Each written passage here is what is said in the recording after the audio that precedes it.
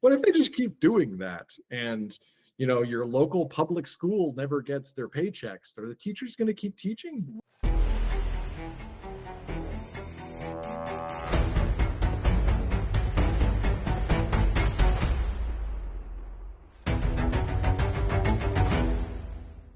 Hey everyone, and welcome to another episode of the Blue Sedition podcast. I'm Nate Brady. I'm Mike Smith. And the beautiful hosts. A beautiful, well, I don't know, blinding maybe. And we just want you to know before you go any further, before you get into listening to this podcast, we are going to require upfront a 25% tax. Yes, right. You're going to have to like it. And for every 4 episodes that you watch, you're gonna have to create a burner account on YouTube and like it again. And subscribe on all of those, and ring the bell. Ring the bell. I'm sorry, if you want to stop the flow of bad comments into our YouTube, we may lift this, this tariff. Otherwise, you have to like and subscribe right now. But that was the little segue we created. I love it. Yeah. I love it. To just kick this right off. What are we doing? What could we possibly be talking about today? What are we talking about? Nobody knows. We're talking about tariffs. I want to start off by talking about tariffs because there has been some movement around tariffs. In the last little bit here. So as our listeners will no doubt realize, there were tariffs supposed to go into effect February 1st against Mexico, Canada, and China. They were supposed to be like an initial amount of 15% going up to as high as 25%. And then they didn't. Then they did not go into effect. Did all of them not? Or because I think that China may have still gotten hit with the tariffs, but Canada and Mexico, they were given somewhat of a reprieve for 1 more month. So it's until March 1st that we're thinking about this. And there may be some like small carve outs for things. But what I wanted to talk about is sort of that process. I did sort of a deep dive into this whole thing because I wanted to know, like we did with the mass deportations talk that we had many episodes ago, where I was talking about, like, I'm the nerd who goes over the financials and the logistics of it and how it doesn't make any sense to me. And I wanted to get that sort of same understanding with tariffs. And so what I find interesting the most about tariffs is that they apply basically to goods that are imported into the country, but only at a certain threshold. And so I think it was in 1992 that threshold was originally was set to, like, any parcel that came in with goods of less than about $200. They were sort of exempted from any dues or duties or tariffs or taxes or what have you during the import process. During the Obama administration, they pointed out, like, that didn't keep up with inflation and prices and things like that. So they bumped that up to about $800. There, and people watching now, we have it on screen. This is called the de minimis exemption, which is Latin, and it's named by lawyers because they hate English. I thought that was de minimis. I was like, that's what everyone's gonna say when they see it. De minimis. And so what this does, sort of interestingly, historically, is that you see exactly what you're highlighting here, this gross rise of Temu and Shein and these other corporations that sell you direct to consumer goods from China, basically. So instead of like the Alibaba, where you might buy like $5,000 worth of goods and get it shipped to your store or whatever, now you can just buy goods directly from these Chinese retail giants, Temu, and you're buying a $20 thing that's immune to tariffs.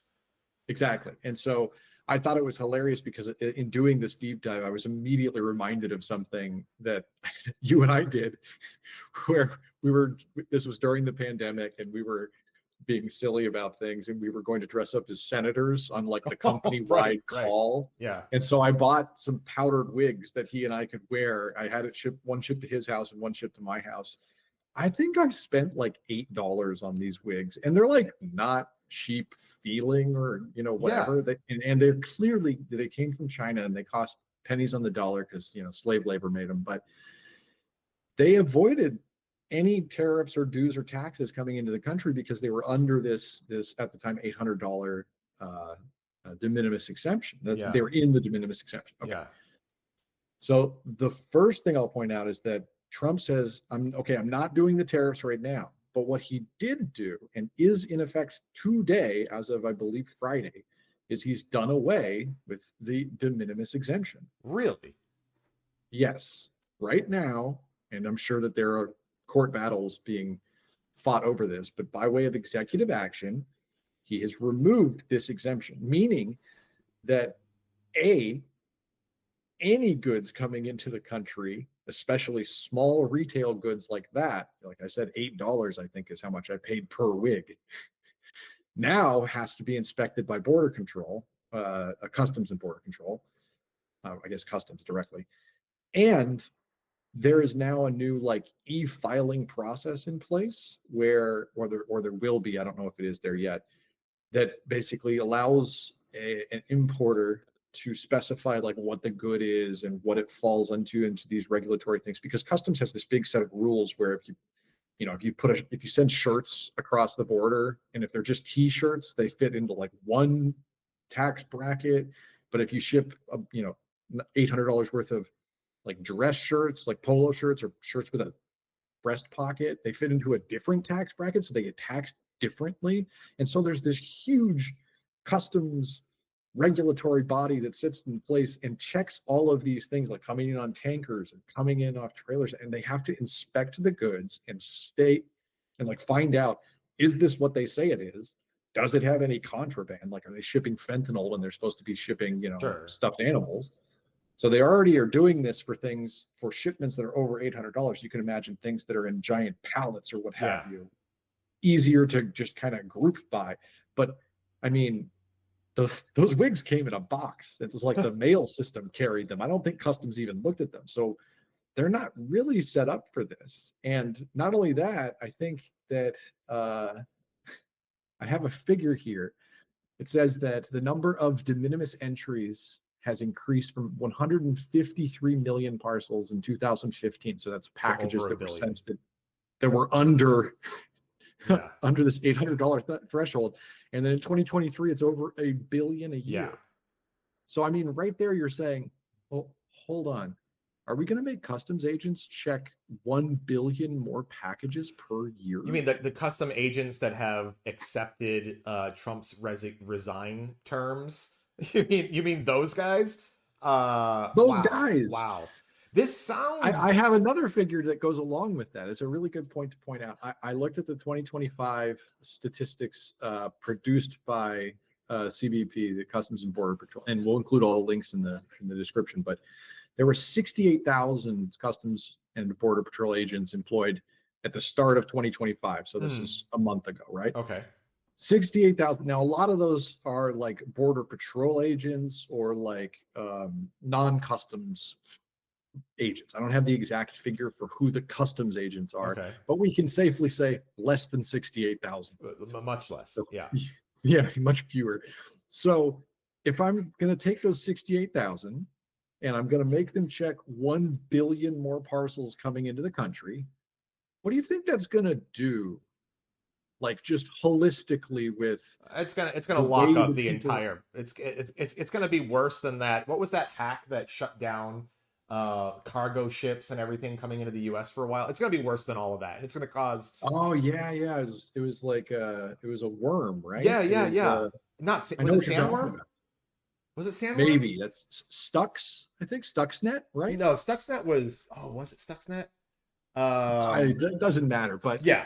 Anyway, it had tanker trailers like parked in the harbor and offshore. Like, what do we do? Yeah, and they're gonna have it again because now that a lot of these de minimis exemption parcels are like declared at customs, but go through the mail system. I mean, they're forwarding through mailers, and so are you gonna start opening people's mail and checking that their, I mean, the okay, so Christmas first of gift all, from grandma from customs Canada isn't?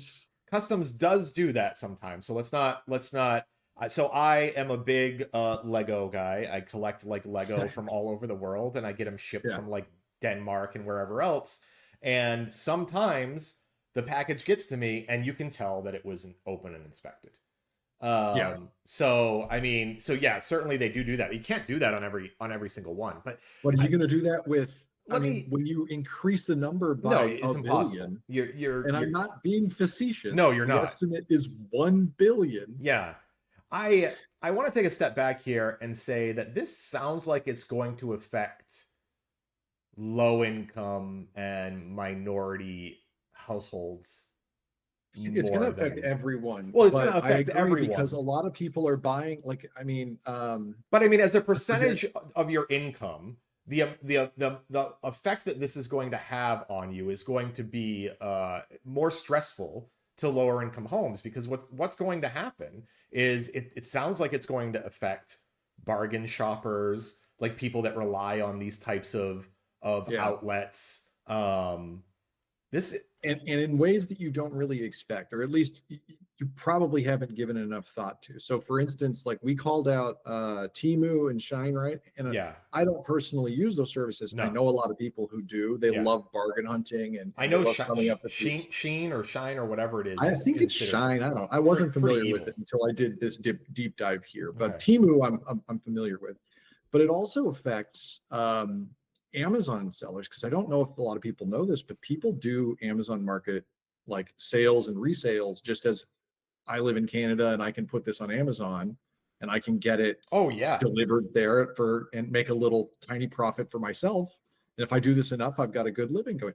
Well, now none of your products are going to arrive on time, and they're Yeah. going to be marked up 25%. And also, yeah, a lot of these Amazon resellers do exactly what I was saying earlier, which was is they order like from Alibaba or whatever, they get like 500 of a product, and then then they start selling that on Amazon. Yeah, you're gonna see prices go up everywhere across the board, and Yeah. I don't think that I think you're right. I think that there's a 10% tariff was placed on all imports coming in from China, and China Yep. has already retaliated. I don't know.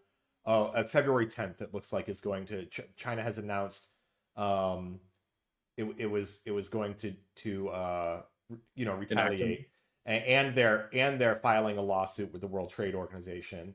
Um, I want to go back to because you pointed out Aren't we something not part of that hilarious. anymore? Well, probably not. I think that I think Trump in his first term withdrew it from that, and then Biden's term he decided, nah, I'm not going to prioritize that.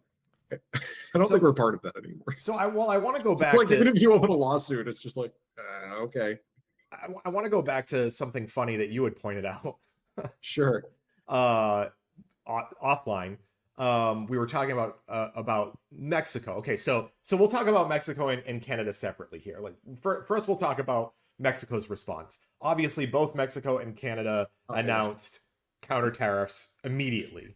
yeah. Like and by the way, the Wall Street Journal came out immediately and said that this is the world's dumbest trade war. This was just stupid.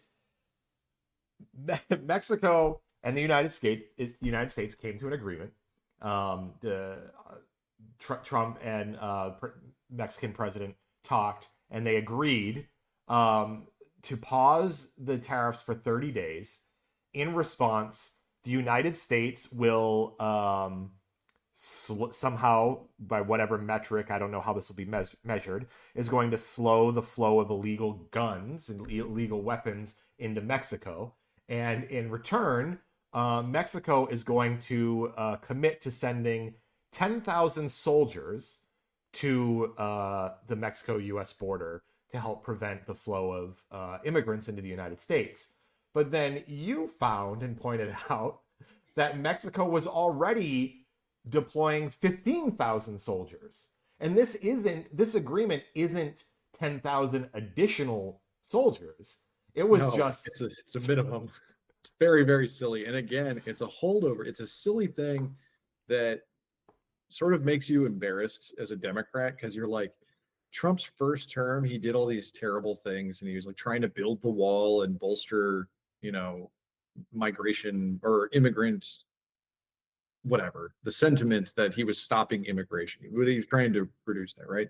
So he, in one of these exact same things, demands of the then Mexican president that they put border guards that, to keep people from entering the U.S. illegally. And I think this is primarily across the border of Texas, across the Rio de Janeiro and around there. And he demanded 15,000 troops. And Mexico acquiesced to it because they stand to gain something, like you said, the guns deal or whatever it was. And then Biden takes office and doesn't withdraw this demand. So it's still a standing agreement, even though you would think a Democrat would be opposed to such an action. Maybe politically it was good for him, and then when Trump comes back, he's forgotten that he's already done this and he's demanding it again. And Mexico goes, okay, we can do that. Yeah, sure. Sure. Whatever you say, Grandpa. Oh my God. And so from the Canadian side, Canada and well, the United States has, or Trump has agreed to pause the tariffs for 30 days over there as well, because Canada agreed to implement a $1.3 billion border reinforcement plan. I'm sorry, can we just take a step back? Is there really a problem at the northern border that we don't know about? I think that this, it's being postured a lot around the idea that fentanyl, which they call illegal for some reason, even though you can buy it with the doctor's prescription, is somehow making its way across both Mexico and Canada borders into the United States, thus feeding the pandemic of opioid addiction and overdose and death that we're seeing. I think you and I have talked enough about that, both on and off the podcast, about, well, that might be true, but where does fentanyl come from? It's really, the problem actually started during, I don't know if we've ever talked about this on the pod, but the problem actually started during COVID, when the restrictions at the border, at both borders, were really heightened, and drug dealers and these drug cartels, mostly coming from Mexico, were looking for an easier way to get drugs into the United States. And they found that instead of these large bricks of cocaine and whatever else they were trying to get in the United States, which was much harder to move, fentanyl, this synthetic drug, was much easier to get into the United States. And what few people realize is most of the fentanyl that comes into the United States does not come through drug mules in an illegal manner. It actually comes right through the border, legally, from people that are legally able to come in and out of the United States, because it is so easy to conceal that now you're able to bring in so many drugs into the United States in your car without needing mules to go in with bricks and so fake bottoms in your airplanes and all that. And I think that you speak to a lot of interesting issues there. We just want to touch on that for a second. The fentanyl thing is mainly because, and you see it a lot, it's like the after effect, but you see a lot in the commercials and whatnot, where they tell you about the dire consequences of a single gram of fentanyl or whatever it is. And it's because, whereas, to sell the same amount of product and make the same amount of money on drugs, you needed like a kilo of cocaine to make money. Right. Whereas you can get by with this much fentanyl and cut it into 6,000 pills. Yeah. Because it's so effective at doing what it does medicinally. And so making it into mixing it with party drugs and all this other stuff is now a problem, because you can bring in an amount that a customs agent can't really detect when you're just driving across the border with your family. Exactly.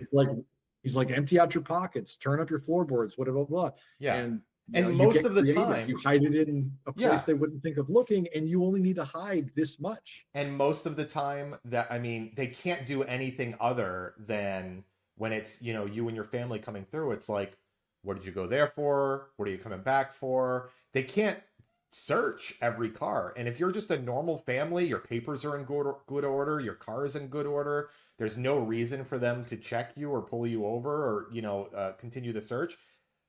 I mean, none of this, the $1.3 billion Canada is spending, the troops that Mexico is sending, none of this is going to prevent any of the flow of illegal drugs into the United States. And I will even go so far as to say, over the next 4 years, the flow of fentanyl into the United States is going to get worse. That'll be my prediction. It will, and it sort of harkens back to this. The reason, and one of the reasons I wanted to bring up this tariffs thing and the whole smaller parcels and the carve out being gone. If I were a politically ignorant person, if I was disconnected from the politics, you were clearly online politics. We host a politics podcast. Our listeners are clearly interested about learning about politics and the goings on of the government and things like that. If I didn't do any of that, I got my news from maybe the newspaper, maybe I get it on my Facebook feed or whatever. I didn't want to engage politically.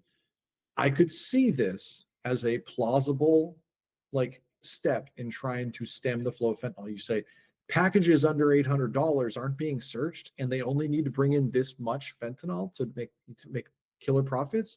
Oh, he's going to make them search all those packages and he's going to stop the flow of fentanyl. And from a very lazy point of view, I can see that argument. Right. It doesn't hold water, but I can see it. And politically, you don't need it to hold water. You need it to, energize your masses. That's the whole point. So I can see the game plan here. And I know that they're going to, they probably will stop some fentanyl coming into the country and then parade it around as, look, this is being very successful. But at the end of the day, it's going to be like, well, okay, you can't buy your $12 shoes on Temu anymore. They've been marked up. They're $40 now, and now those Nikes, well, I guess Nikes aren't made here either, but the American made shoes don't look so bad because they're so expensive.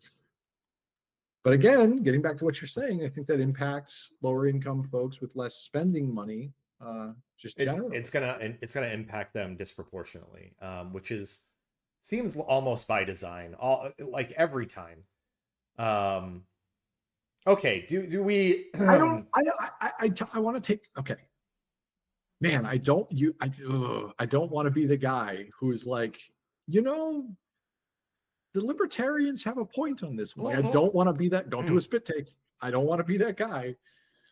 But I mean, I'm looking for it, right? I'm a person who's empathic and can understand how things impact people other than myself. So I can see lower income people are going to be affected by these things more directly than people with wealth, the people who can afford to pay more for shoes that are a little bit nicer or whatever, aren't imported from China, whatever it is, right?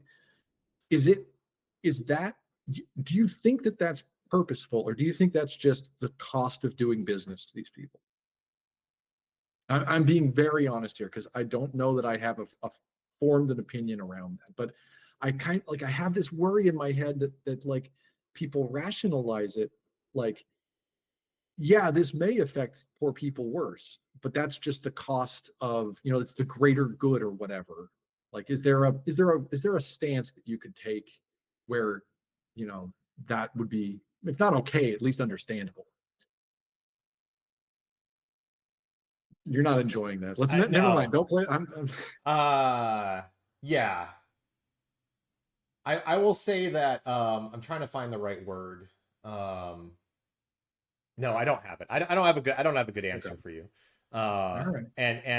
But I will say that it always seems to me that the working class in the United States is basically just collateral damage or an afterthought or directly meant to suffer from the orders of this powers to administration. be. Yeah. Yeah, And I do, the reason why I think that's often by design is because, what happens when you have a comfortable working class versus what happens when you have a working class that needs a second job, that needs to make sure everybody is working in the workforce. I mean, you see where I'm going with this, right? So what go ahead, go where you're going. No, that was it. That's where I was going. I mean, I was just going to say that it's striking to me that it's always the Republican Party for one, and they always have the rhetoric of, we need to go back to a time when the working class was this bolstered, like economically sound group of people, the majority, and they felt comfortable in their lives, like you're saying, and they get by on that messaging, and then when they get into power, they don't help the working class. And what's wild is that messaging is great if you wanted to get back there, not including all of the reversing of equality and all of that stuff that's happened. Yeah. But if you want to get back to where the working class actually earned more as a percentage of the profits that they were generating of their outputs, that would be incredible. But the problem is that we've spiked completely away from that direction since Reagan and because of Reagan. Yeah, and I was going to say it was largely at its height, like as of and during the beginning of the Reagan era, and they paraded it as a win. They were like, look at how great we are. We have this bolstered working class and the economy's great, and it was like a booming time. And they were like, let's just change everything so that secretly it'll be better for all of the billionaires. It's just it's better for, and it's not even a secret. I mean, and that's what I just don't understand. Not anymore. Now it seems very brazen. It's just so obvious. But like a story that just came out earlier today where a bunch of Trump supporters, I mean thousands of Trump supporters, were fooled by an AI video into buying a new Trump Eagle coin. They bought a grift from from some AI that was generated that made it look like it was, and so this is what we're dealing with. We're dealing with an undereducated populace. God, we definitely have that problem, and unfortunately that sort of speaks to another topic that we should probably cover today, is the way that Elon Musk has gotten his tentacles, his cancers into the various departments in the U.S. government. Yeah, I mean, that's a good segue. The public education system is under assault. I wanted to give you a choose your own adventure here, because and you probably already answered that. I wanted to go to the USAID or USAID, or the Elon Musk's basically hostile takeover of the U.S. Treasury. But also, just really quickly, as we speak right now, Donald Trump is preparing, if it's not already signed, is preparing an executive order to eliminate the Department of Education. And that is likely going to come something today. He can do, but stop him. Somebody fucking stop him.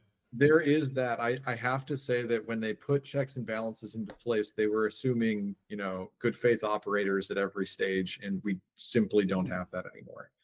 I mean, right? It's a fairly simple reading of the Constitution to understand how the government will operate, not how it can, how it will operate. And the power of the purse, that's in Congress's hands. The president cannot, and there are hundreds of years of case precedent showing this. It's just like birthright citizenship. There's 130 years of case law that exists saying you cannot coerce or withhold money to states that have been appropriated by Congress. They control the money. You get to either veto it or not. That's it. That's all you get in those things. So the department exists. You can't really get rid of it because it's been appropriated by Congress and sworn in. It has funds allocated to it, and beyond that, you can't deny any of those funds to those education, like schools and whatnot, just because you don't like them. That was the whole point, is that there's case law where they're basically saying we're just not going to send California money for education budget, and then they're like, no, that's unconstitutional. There is case law. So I'm with you. He's made an executive order, or he will, and he's done it for other government agencies as well. And he says, we're ordering this, we're going to do it.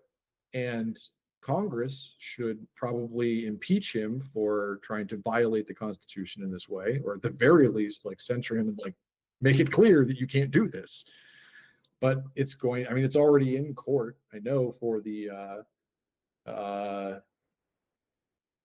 what was the first one they tried to shut down? Maybe it was the CDC. I'm not. There's been so many. Organization. Yeah. So they've been trying this for the last week or so through executive order to try and circumvent the fact that Congress holds the purse. And so there's already lawsuits enjoined by multiple states, attorneys general, and it's going to be a madhouse. But until then, like, funding is paused. So the power of the purse lies with Congress. We know this, and that purse generally operates through the U.S. Treasury. Yeah. Are you telling me these things are related? They are a little bit related. Treasury Secretary Scott Bessent granted DOGE, which is essentially just Elon Musk now. We can just say Elon Musk.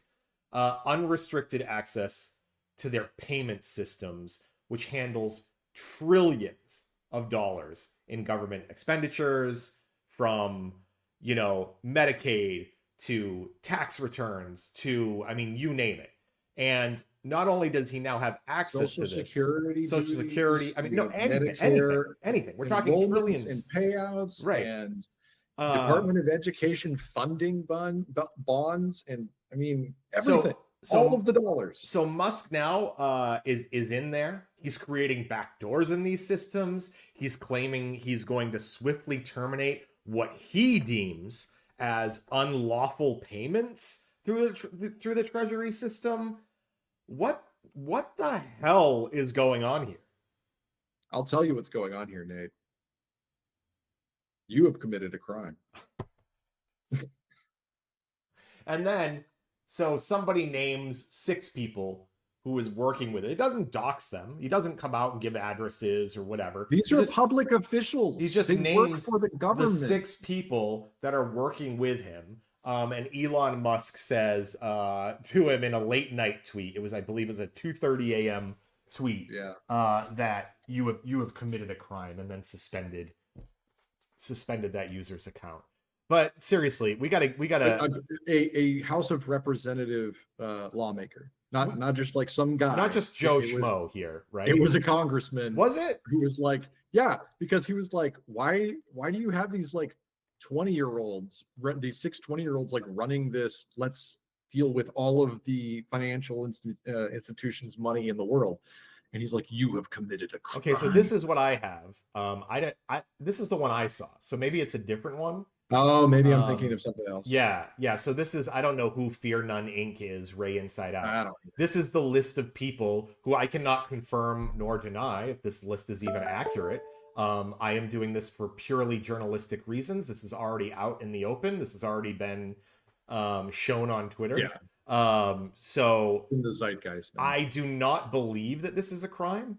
But I, as I understand it, there is already legal action being taken by Elon Musk against this particular person, which is just, I mean, and it'll be filed in Texas. Obviously. So one of the no anti-slap, so he can't just get away with it. Like, you can't just say that this guy's just trying to ruin me with his billions of dollars and legal experts. One of the reasons people are, I mean, rightly saying that DOGE isn't even a legal entity is that they're not operating within the transparency of a department or department external to the White House that is working in close relation to the White House, and they don't meet any of the transparency guidelines for being considered this type of department.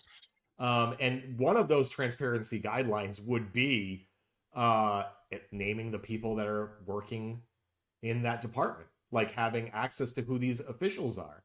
So yeah, no, this isn't a crime.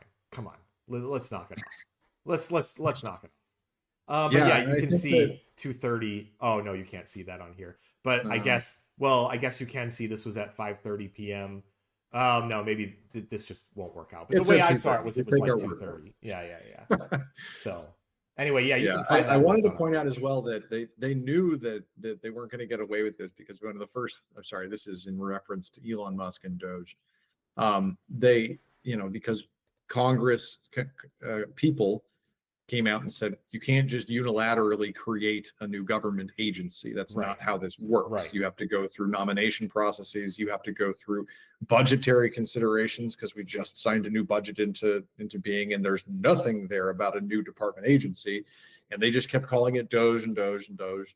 And then I think it was last week or maybe the week before, the trick that they ended up using was like reappropriating an existing government agency. It was like the digital enforcement something, digital online. I don't remember. It doesn't actually matter because they ended up firing everybody from that from from that particular agency anyway, and then filling it with themselves, and just basically going like, this is what Doge is now. It's this thing that already exists and already has budgetary considerations, and we're just going to call it Doge now. And you're like, yeah, but you have completely different like stated goals and oversights and like actual reach and things. You don't have clearance for certain aspects, like gutting the treasury in the way that you're trying to do. And it's pretty like bald-facedly illegal. And I'm with you in the okay, all of these lawsuits are now pending, and we're trying to stop them from destroying the economy as well as the social fabric as we understand it. What if they don't? What if they just keep doing that? And your local public school never gets their paychecks. Are the teachers going to keep teaching? Why aren't I understand the Democrats are in the minority right now, but why aren't we doing the same thing? Why aren't members just why aren't we doing what may be considered unlawful, but to prevent or stop what's happening here? Why are we not doing something other than saying, "Oh boy, wait," Chuck Schumer tweeting like, Chuck "Oh Schumer. boy, I knew wait, Chuck was going to come in. wait till you guys get your avocado toasted. It's super expensive. You know who to blame." Yeah. What? Terrible messaging, just completely tone deaf to the situation we're living through. We're in a constitutional crisis, and then Chuck Schumer's on all the social media going like, yeah, just wait. Your eggs are going to be $7 a dozen. Can You're like, we? that's not the tone we need right now. I I mean, actually have to hand it to what is his name? Raskin, who was in front of the Capitol building shouting at uh, at all the legacy media who would stop and listen to him. And he's like, we're not, this isn't the proper response. You're in constitutional crisis. We need to be like lawsuits and shouting and making the news point at everything. okay. All it took for me was like 5 minutes to find something that I'm just like, do fucking something. Senate Democrats are not going to stand quiet as Donald Trump makes inflation worse. Okay, fine. You've been quiet. We will push legislation soon to protect people's bottom lines and stop the president from you. Soon, bro. Yesterday. What are you talking about? It's not only is it like, it feels like you're just blowing smoke up my ass, You right? are. But like, also, you could have lied better than this. I mean, we're going to push legislation, brother. You're in the Senate, and B, in the you're in the minority. And in the minority. What the fuck is legislation going to do? What we need to do. Oh, we have to get to this story. Oh, guys, my fucking head hurts. My fucking head hurts. All right, let's do it. Okay. I'm not prepared for this story because I didn't even have this in my lineup because of just how fucking ridiculous everything is. And you know what? I don't want to spend too much more time talking about the hostile treasury takeover, even though in any other timeline that should literally be 25 hours a day, the only thing people are talking about, because that is insane, right? It's so bizarre to me. I'm like, in any administration prior to 2016, if this had made it this far, people would already be in prison. Mm-hmm. I don't understand. There would be hearing after hearing. Right. It would be, and it would be bipartisan. This would be kind of thing. No question. You'd have the, like, I'm thinking of George Bush's, Senate seats, and I'm going, these people would be just destroying them. They didn't care who was there. Yeah. They'd be pushing for them to go to Gitmo, but it's still the same. So you made a transition there. Well, you helped me with the segue. Speaking of bipartisanship, I think we talked about this on the podcast, but maybe we didn't. We did, because I asked you a question. I said, what do you think? I said Marco Rubio was confirmed as Secretary of State. And what do you think the confirmation was in the Senate? There were 99 people that voted. And how many people voted to confirm Marco Rubio? What fantastic bipartisanship when it went 99-0, right? So have you heard about the meeting that Marco Rubio just had with El Salvador's president? Yes, I have, but let's inform the listeners. Okay, so here, let me share this tab, because the headline pretty much says it all. I won't play the speech that he gave. Marco Rubio says El Salvador's president agrees to house U.S. criminals in his country's jails. Can we just take a second to take a step back here? And what the president? I'll point out that this is not talking. It weirdly has nothing to do with deportation. Weirdly, what they're talking about is an internally executed extradition to a country that has no bearing whatsoever on any of the reasons you are in prison. Right. So now he does say, don't worry. He says violent criminals, which we can look back and see what Republicans think a violent crime is. But nonetheless, this has to be unconstitutional. And I will scream that this is unconstitutional. And is something going to happen? Now, listen, he just said, this is what El Salvador's president said. I was very grateful to him. He didn't say this, but I don't think there is any plan to actually do this. No. Because by the way, the prison industrial complex probably doesn't want this to happen anyway, right? Right. And I think I tweeted that or put that on Blue Sky. If I ever say tweet, sorry, it's an old habit, but I mean we don't mean it. We don't mean it. Or maybe you did, but it was just one of the prison industrial complex will never allow this. Yeah, first it'll never allow this, but Jesus Christ, can you actually imagine? There are too many people in this country getting rich on the existence of private prisons for that to be allowed. So not going to happen. But also, it's like, why are you offering that? I'm sure this is Rubio is just going, thank you. Why? Yeah, I don't know. I mean, I don't know how that discussion. I mean, look at the guy. I don't know anything about the president of El Salvador, but there's a darker read to it, though. I mean, you very much could imagine a would-be ally thinking, "Hey, I'll help you get rid of some of your deplorables, and you scratch my back." Like, this could just be a way to, take away some of the people that are causing the most trouble with Trump's regime. Basically, no questions asked. And in fact, it just says jailing. It doesn't even say like prison sentencing. It's not like necessarily. No, just house them in their jails. Yeah, they're going to house them in their jails. So it's going to be like, this maybe a protester or something, right? It's like, they keep doing this. I just want them to go away. We're going to arrest them on some grounds, probably of tenuous legality, and we're going to hold them for arraignment in El Salvador. Right. So and then what guarantee does anyone have that that will ever end in a positive way? That person is never coming back, right?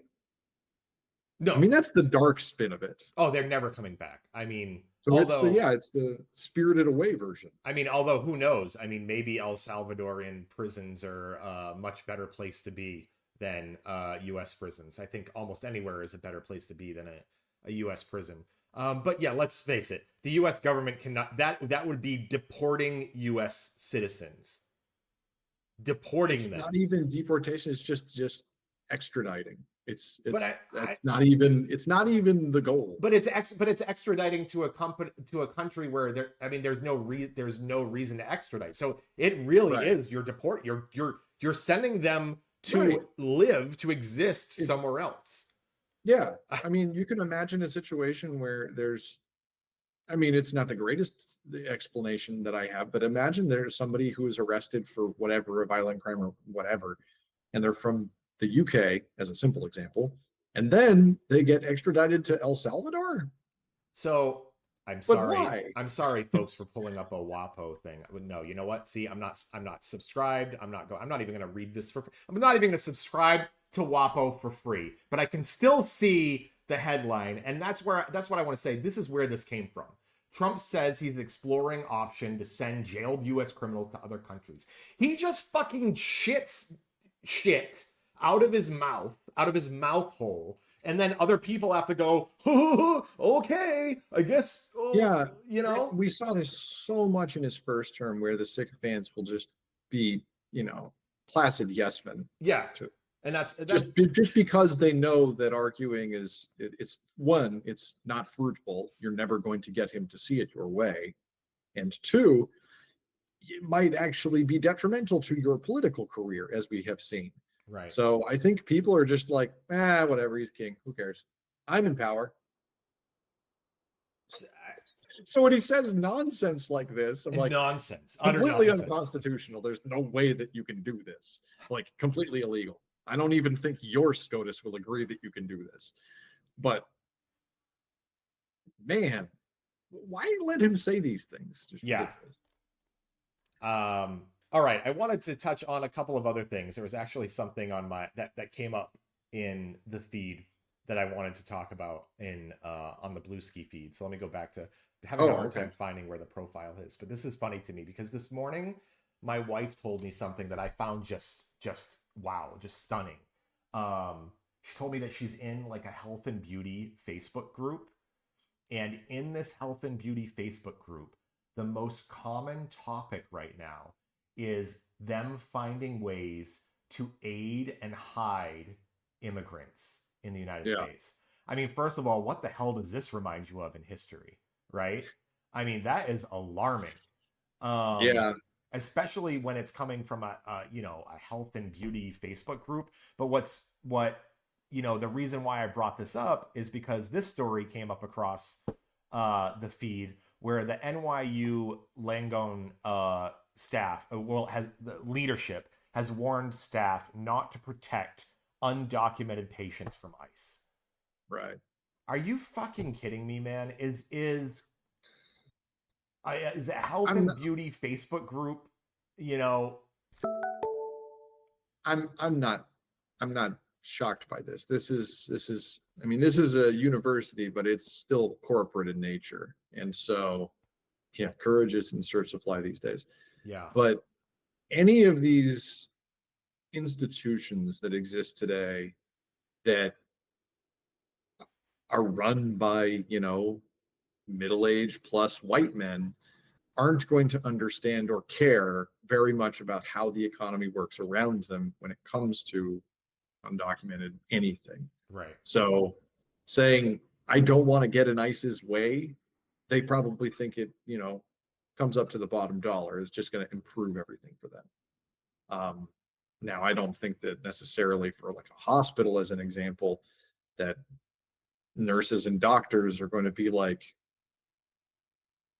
I don't think they'll do that. I think most of the nurses and doctors I've ever spoken with or worked with in any capacity are also similarly empathic. They understand the need for caring for everyone. Did you say they're woke?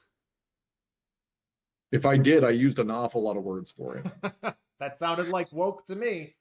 And this leads into one of the other things that I wanted to talk about today, as we're talking about, um, you know, this hospital staff is probably doing it for their corporate benefit, just like we saw um, Sam Altman do an about face. We saw Mark Zuckerberg do an about face. Jeff Bezos is sucking at Trump's teat because he's trying to win more government contracts. But to continue on the hospital thread, today RFK was promoted through the nomination process down party lines. I think it was 15-14 in the committee that would advance him to go to a vote now. And it sounds like the couple of holdout senators from Hegseth's nomination, right?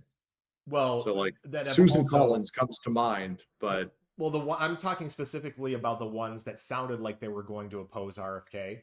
It sounds like they've already turned around on that. So it is very likely. I don't know when the actual nomination is. I believe it's tomorrow. Since he was advanced today, is it tomorrow? I'm not actually. I think sure. I read that the holdouts were, as per usual, Susan Collins and Lisa Murkowski again. Okay. As the two Republican holdouts, and they needed a third to keep him from, as with Hegseth, to keep him from being confirmed. And as per usual, they said one thing and did another. Yeah. Although, I don't know which one I'd prefer less. I mean, is JFK Jr. more detrimental in a position of power than Pete Hegseth? I don't know. Yes. The answer to that. I would argue, I mean, Hegseth is terrible. I think that RFK Jr. has the ability to cause immediate harm to millions of Americans. Right. If he's, I think that what they're, I mean, I think the high level goals are pretty well laid bare. I think that for the short term, they're going to try and revoke mifepristone. Did I say that right? The what? The abortion pill. Oh, yeah, try and revoke its FDA approval status.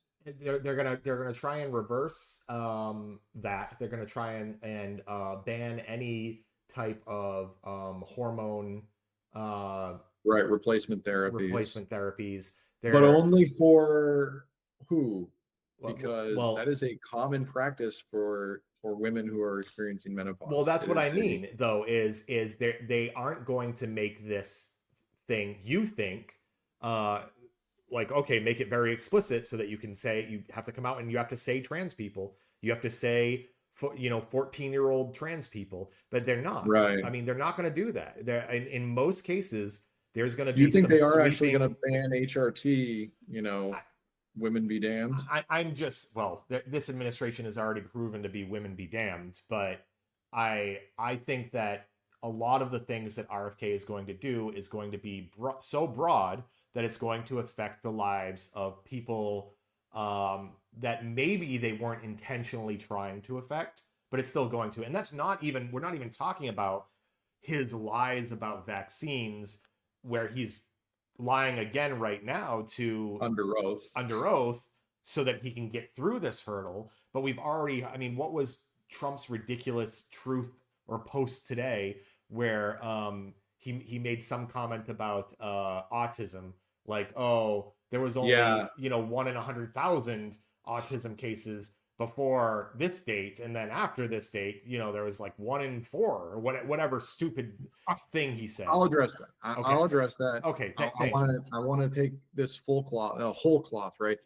So again, I think that the idea of with RFK and the idea of like banning HRT holistically, like just across the board, and these other things, like you say, it's what I was talking about before, about like the tariffs and about it affecting minorities disproportionately to white upper middle class people.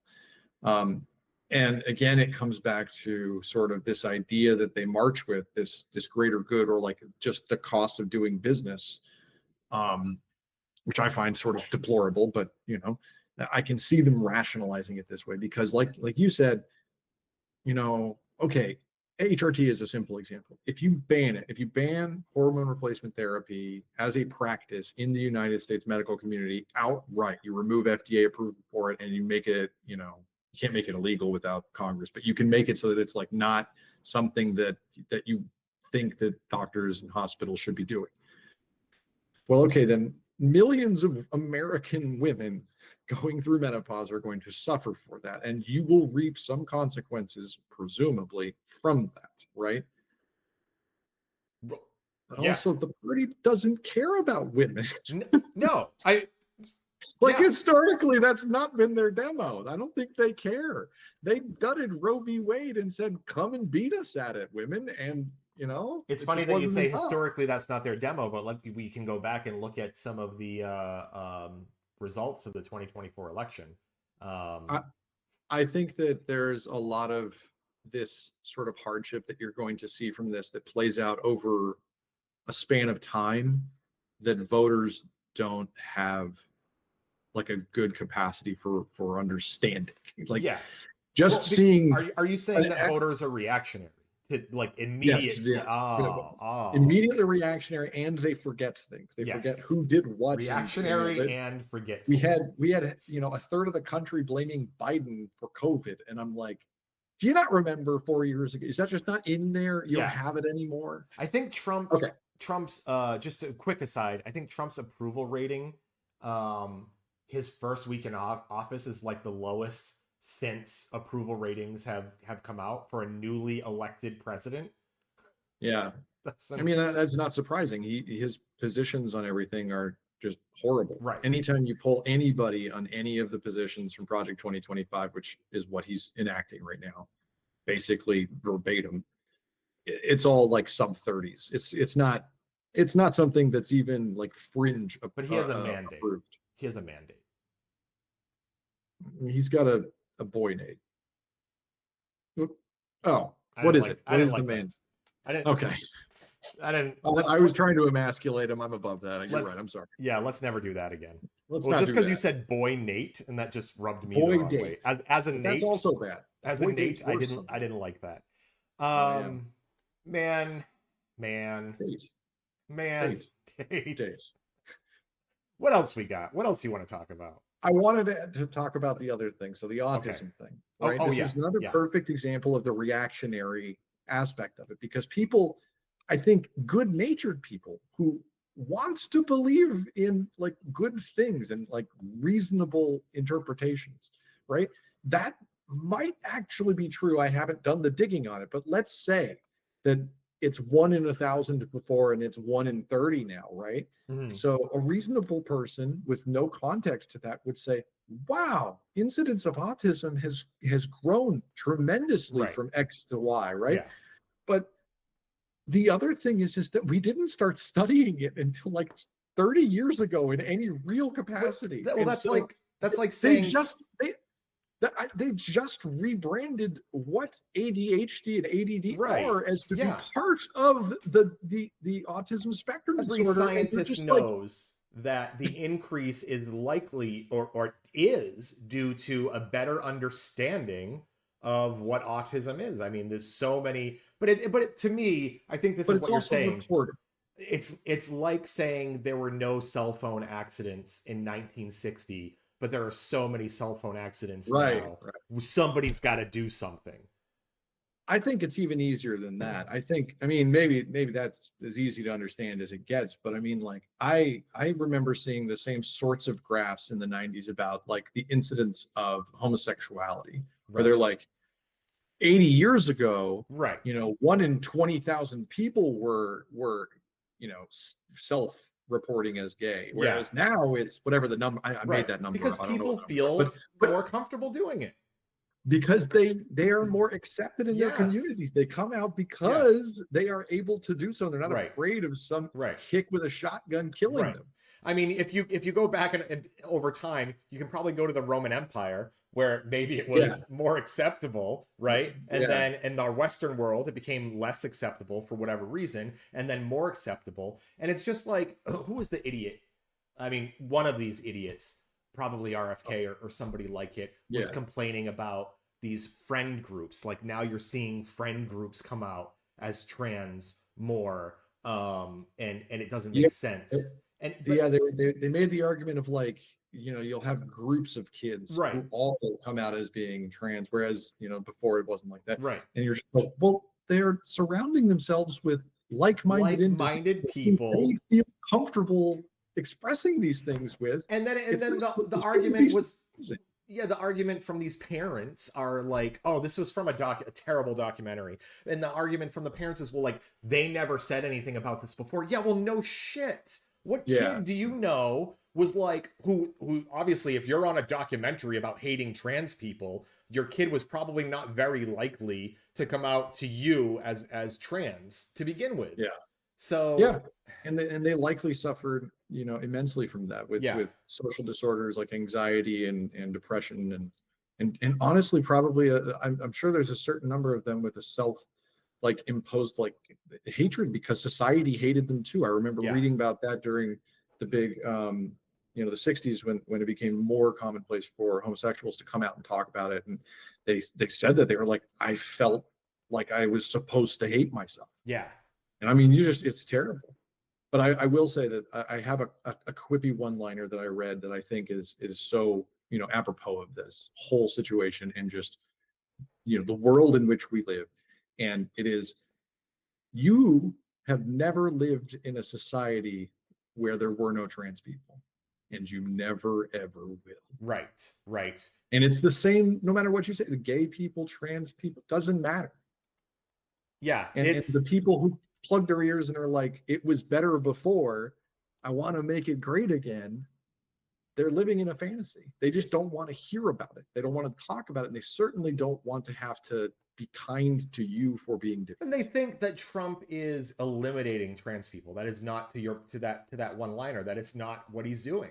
He's just making their lives miserable. And you sending them to El Salvador. I have to tell you, and I'm sure everybody knows this, but although I do know personally a few trans people, trans things have never been jammed down my throat except by the people against trans rights, which forces people like me who, to be fair, 10, 15 years ago, never even thought about trans Very people. Ignorant. I didn't know hardly anything but about I even knew a trans person. I've known a trans person for 30 years, but I never thought about trans rights or anything like that because nobody was yelling to eliminate them. And now that they're doing that, you have to step up. I have to step up. Trans people have to step up. So that's why you're hearing about it. You leave them the fuck alone and you won't hear from them. It's that simple. I agree. Everybody needs to join the church and mind your damn business. Jesus Christ. Can you tell me before we leave, maybe you don't know, I know we're at the 1 hour mark. I don't know if you have to get going here. Ready. Do you know what the hell the Sovereign Wealth Fund is? Have you read about this executive order? I actually don't know. I'm ignorant to this. So I read the executive order, brushed over it. And so they're going to try and institute, and they do this in Middle Eastern countries. I think that Qatar and maybe another one or two have this idea of a sovereign wealth fund where they have it's strange because there isn't this notion of like a central reserve for the countries that do this.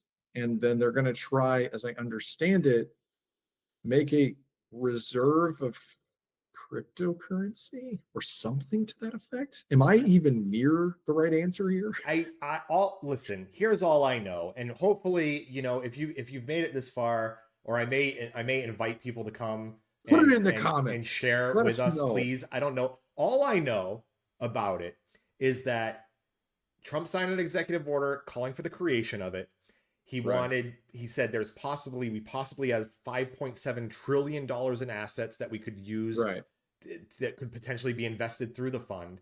And then he finally said, and this is why it crossed my radar at all, he suggested that the fund could be used to purchase TikTok.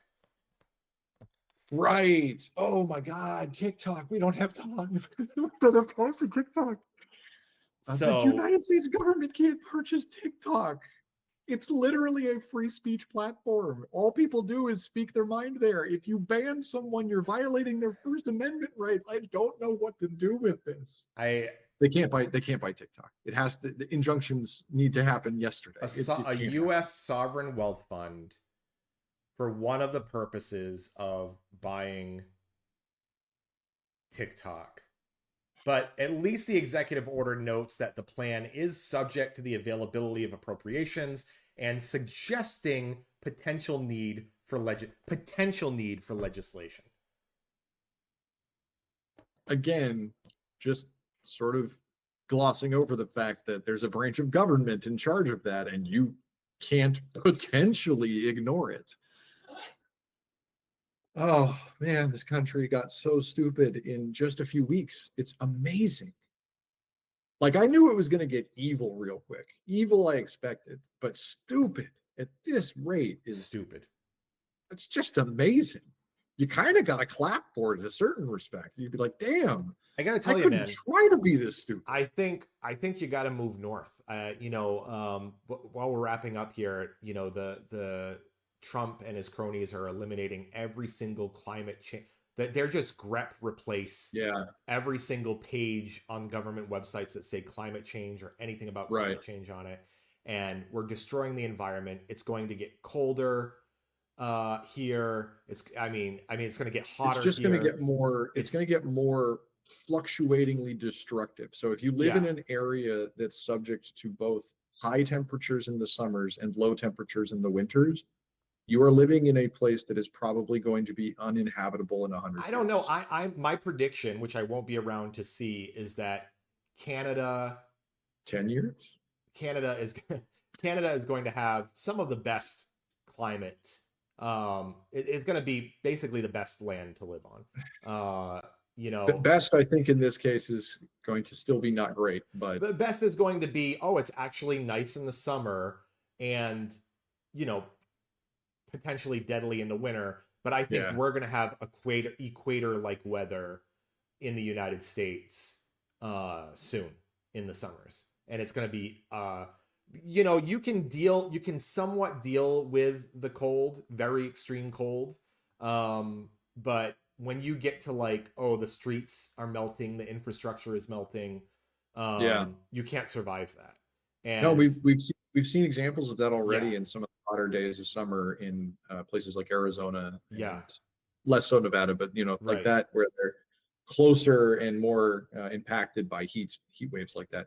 And it's like you're saying, I mean, the asphalt is oozing. Yeah. I mean, we literally we can't go in the store today because I'm going to get stuck in the mud, and the mud is asphalt. Right. And there were literally places last year in other countries where there were videos of people's shoes just getting eaten up by the streets. So anyway, I just wanted to end on that positive note. If you're looking for some land, maybe start looking north of the border. I still think, this is Blues Edition after all. I still think that we're a little bit insulated here on the West Coast. But I mean, after what we've seen in the first month of this presidency, it hasn't even been a month. Oh my God. Yeah. I have to say that it's not promising. It's not promising.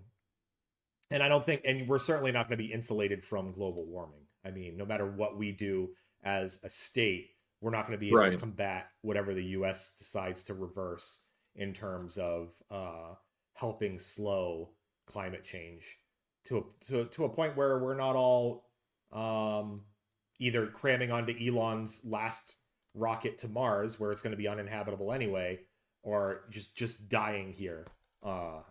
So hey, if you like, thanks for spending your time with us. Yeah, everybody. You want a little bit more of that? You liked where that went? Make sure to like and subscribe. And try not to be so leave damn a comment down. about the sovereignty fund. I want to know about the sovereignty fund, so leave comments about that. Yeah, I want to know more about the U.S. sovereign wealth fund. So if you guys know anything else about that, I read through the executive order. I have no idea what the fuck he's talking about. So help us out.